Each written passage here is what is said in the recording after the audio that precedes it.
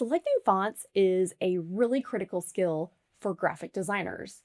You are communicating a feeling and a mood for that brand. I'm going to show you my full process for how I select fonts for logo and branding projects. I recently did a rebranding project for the Foreign Language Academy.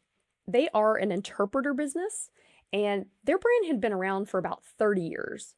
They wanted to modernize their brand, give it a facelift, but they did not want to lose the tradition of their old logo. I wanted to start with a serif font. Serif fonts usually are more traditional. They build authority, trust, and heritage. When I start font research, I like to use Adobe Fonts. If you go to Browse All, you can filter on the left by different styles and typefaces. Right here, they have a serif and slab serif filter on the left, and then I can type my client's name up in this sample text area. So I went ahead and typed foreign in all caps and title case. I felt like a slab serif might feel a little bit more modern. I started my research there, and you can just scroll down the page and see a preview of what these fonts look like in the client's name. When I find one that I like, I can just say add family. I also like to take screenshots of these so I can quickly pull them up together on my computer. So in these early stages, I'm just looking for fonts that feel interesting to me, don't feel overwhelming, like something like this. Feels a little bit too custom. I need something that's very easy to read. Or like this. This is a little bit too intricate for what I would need. If you'd like to learn more about font selection and creating brands, download my free brand design workbook at the bottom of this video. So once I've found some fonts that I like, I then pull them into Adobe Illustrator, and I type the client name out over and over in those fonts. This brand name in particular is very long, Foreign Language Academy. So I wanted to see it all in one line, but I also felt like I might end up stacking the words. So looking at it in one line and stacked felt like a good idea.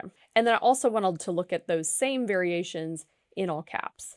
So I just went down the page and typed those words out and tried out different font combinations. And you can see I do a lot of this. And once I start narrowing the fonts down a little bit, I pull them into a page called Favorite Fonts. I'm looking for fonts that don't feel overwhelming, that also give that historic feel, but feel a little bit more modern than your traditional serif font. And then from here, I had begun doing some icon research, just pulling some icons that feel like it could communicate their brand.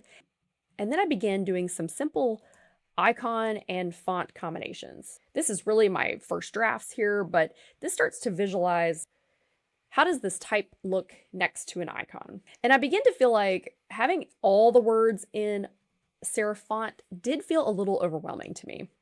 I decided to pair the serif font with a sans serif font.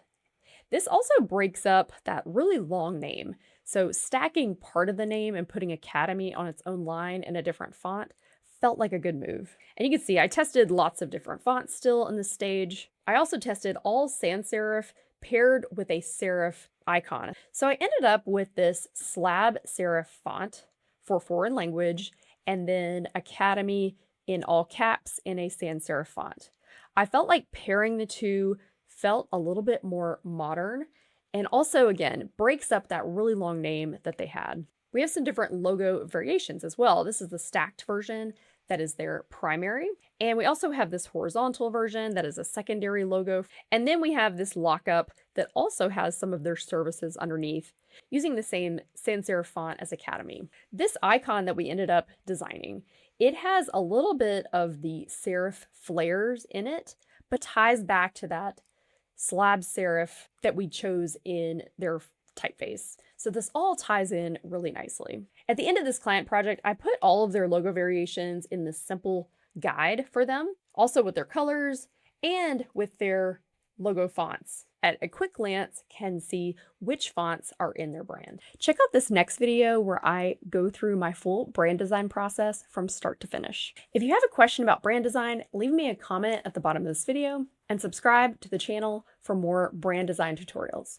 Thanks so much.